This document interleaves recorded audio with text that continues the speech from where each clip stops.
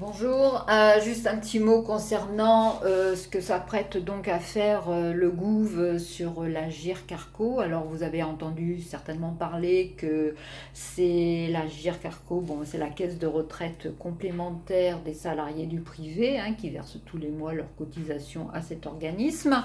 Donc eh bien, le gouvernement s'apprête à ponctionner tout simplement 1 à 3 milliards par an parce que cette caisse affiche donc un excédent et que c'est une caisse qui se porte très bien puisque la gestion est très bien faite.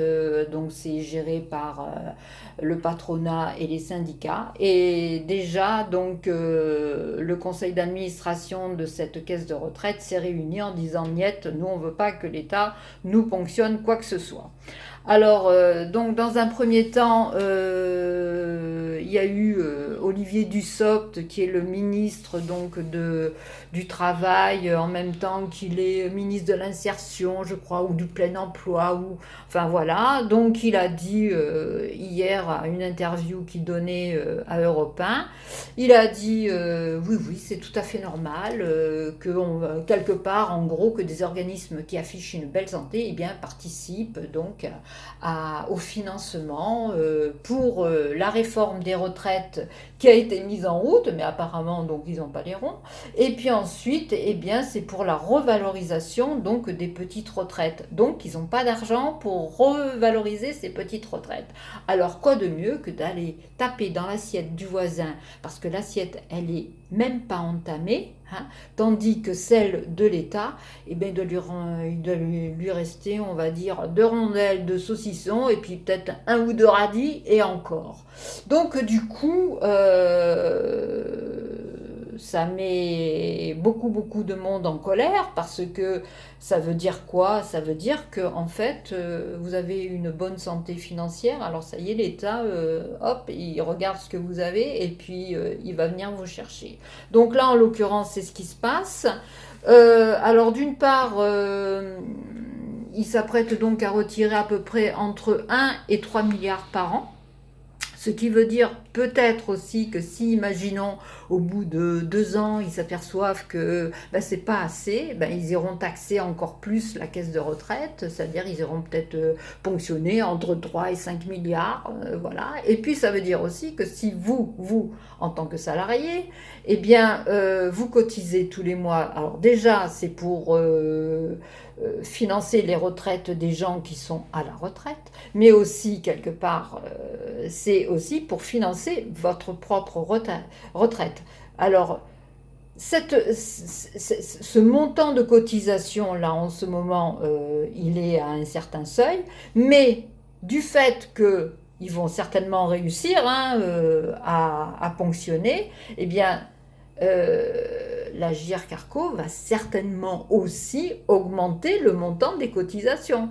Donc, en période inflationniste, c'est pas franchement le deal rêvé, quoi, parce que vous vous rendez compte qu'il y a tout qui augmente, si maintenant aussi les cotisations vont augmenter, mais ça veut dire aussi que peut-être quand vous allez être à la retraite, eh bien vous ne recevrez pas le montant de votre revenu de retraite à la hauteur de ce que vous avez cotisé.